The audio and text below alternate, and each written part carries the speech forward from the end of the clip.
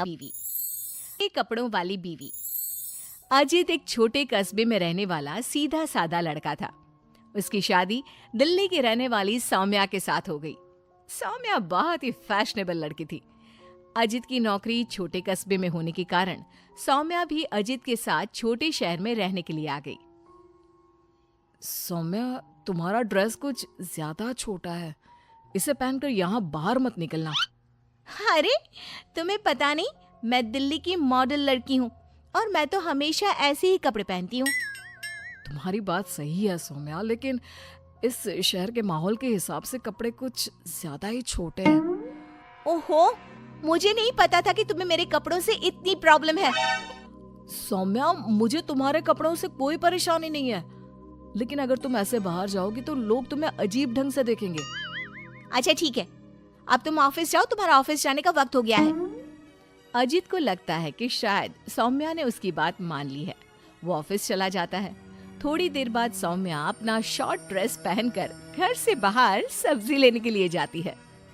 भैया, आधा किलो टमाटर देना। मैडम जी, कहीं बाहर से आए लगते हो? पहली बार शहर में आई हो का? तुमसे क्या मतलब? और तुम मुझे ऐसे घूर घूर के क्यों देख रहे हो? अरे नहीं नहीं, ऐसी कोई बात नहीं है, बस आपके कपड़ों को देखकर लग नहीं रहा कि आप शहर की रहने वाली हैं। तुम अपने काम से काम रखो, मैं चाहे कुछ भी पहनूं, तुम्हें उससे क्या? सौम्या सब्जी लेकर अपने घर चली जाती है। शाम को अजित घर वापस आता है। सौम्या, कल मम्मी पापा आ रहे हैं। देखो, तुम ना उनके सामने साड़ी पहन कर रहना, वरना मम्मी बुरा मान जाएंगी। अरे यार, तुम भी ना जब देखो तब मेरे कपड़ों को लेकर परेशान रहते हो। अरे बस 2 दिन की तो बात है सौम्या, उसके बाद तो मम्मी पापा वापस घर चले जाएंगे। अच्छा ठीक है ठीक है। अगले दिन अजीत ऑफिस चला जाता है और पीछे से सौम्या के सास ससुर घर पर आते हैं। लेकिन अजीत के घर पर ना होने की वजह से सौम्या ने साड़ी नहीं पहनी थी और वही छोटे कपड़ों में वो अपनी सास के सामने आ जाती है। नमस्ते मम्मी जी, पापा जी, कैसे हैं आप? अरे मैं तो आंखें बंद कर लेता हूँ, ये बहू ने कैसे कपड़े पहने हुए हैं। राम राम राम राम राम। अरे बहू, तुमको जरा भी शर्म नहीं आती? अपने सास ससुर के सामने इतना छोटा ड्रेस पहनकर घूम रही हो। क्या अजित ने तुमको बताया नहीं कि हम लोग तुमसे मिलने आ रहे हैं? बताया तो था, लेकिन वो क्या है ना मम्मी जी, पापा जी, मुझे तो ऐसे ही कपड़े पहनने की आदत है। जरा मेरे साथ चल, मैं तुझे सिखाती हूँ कैसे कपड़े पहनते हैं। सौम्या की सास सौम्या का हाथ पकड़कर उसे कमरे में ले जाती है और उसकी शॉर्ट ड्रेस के ऊपर जबरदस्ती साड़ी पहना देती है। साड़ी पहनने के बाद सौम्या जैसे ही घर का काम करना शुरू करती है, बार बार जमीन पर गिर पड़ती है। हे भगवान, ये क्या मुसीबत है? ये 5 मीटर की साड़ी पहनकर काम करना मेरे लिए तो बहुत मुश्किल है। क्यों बहू, अब पता चला ना कैसे कपड़े पहनने चाहिए?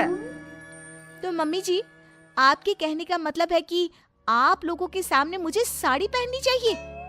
हाँ बहू, तुम्हारी सास के कहने का यही मतलब है। अब आगे से ध्यान रखना। शाम को जब अजीत ऑफिस से लौट कर आता है तो सौम्या को साड़ी में बेहाल देखकर उसे बहुत हंसी आती है। लेकिन अगली सुबह जब सौम्या सोकर उठती है तो उसके कपड़े देखकर अजीत और उसके माँ बाप का सर घूमने लगता है। अरे सौम्या, तुमने ये क्या पहना है? आपकी मम्मी ने साड़ी पहनने के लिए कहा था तो मैंने साड़ी पहन ली। लेकिन सौम्या, तुम्हारी साड़ी तो घुटनों तक ऊंची है, जैसे ये साड़ी ना हो कोई मिनी स्कर्ट हो। वो क्या है ना बेबी, तुम्हारी मम्मी ने मुझे सिर्फ साड़ी पहनने के लिए कहा था, उसकी लंबाई नहीं बताई थी। हे भगवान, ये कैसी बहू पल्ले पड़ी है? अरे ये क्या अजूबा बनकर घूम रही है? लगता है मुझे फिर से आंखें बंद करके ही रहना पड़ेगा। अरे पापा जी, आप एक बार आंखें बंद कर ही लीजिए, बार बार डायलॉग मारते रहते हैं। ये तुमने क्या हुलिया बना लिया है सौम्या? अजीत के मम्मी और पापा अपनी बहू की हरकतों से परेशान होकर वापस चले जाते हैं। अजीत सौम्या को समझाने की कोशिश करता है, लेकिन वो उसकी कोई बात नहीं सुनती। एक दिन सौम्या कुछ ज्यादा ही फैशनेबल कपड़े पहनकर घर से बाहर निकलती है। उस छोटे से कस्बे के लोगों ने उस तरह के कपड़े कभी देखे ही नहीं थे। अरे बहन, क्या बात है? तुम्हारे पास पहनने को कपड़े नहीं का? लगता है बहुत गरीब हो। चलो मेरे साथ, मैं तुम्हें अपनी पुरानी साड़ी दे दूंगी। हाँ, पागल हो गई है क्या? ये आजकल का फैशन है, फैशन। सौम्या जैसे ही थोड़ा आगे बढ़ती है, अरे देखो बेचारी कितनी गरीब है, इसके कपड़े भी फटे हुए हैं। लो ये 10 रुपए रख लो। हाँ कोई बात नहीं। अरे मैं कोई भिखारी थोड़ी ना हूँ। कितने अजीब लोग हैं यहाँ के, इनको फैशन का मतलब भी नहीं पता। थोड़ा आगे जाने के बाद कुछ बच्चे सौम्या को देखकर जोर जोर से हंसने लगते हैं। अब तुम लोगों को क्या प्रॉब्लम है? क्यों हंस रहे हो ऐसे?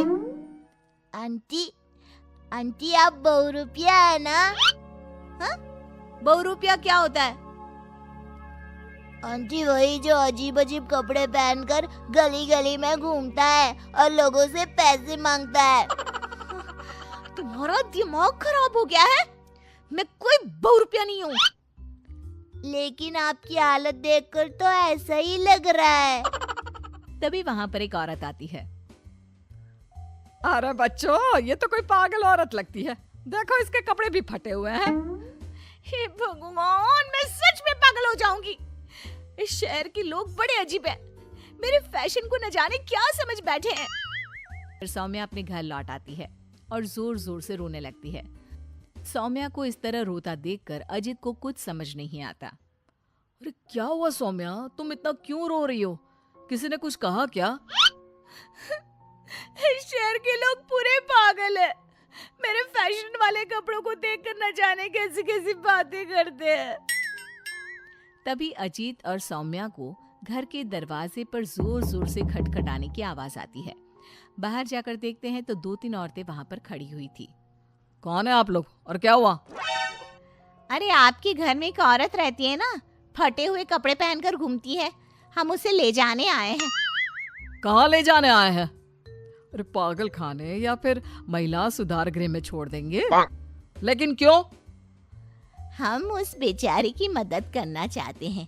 उसके पास पहनने को कपड़े नहीं है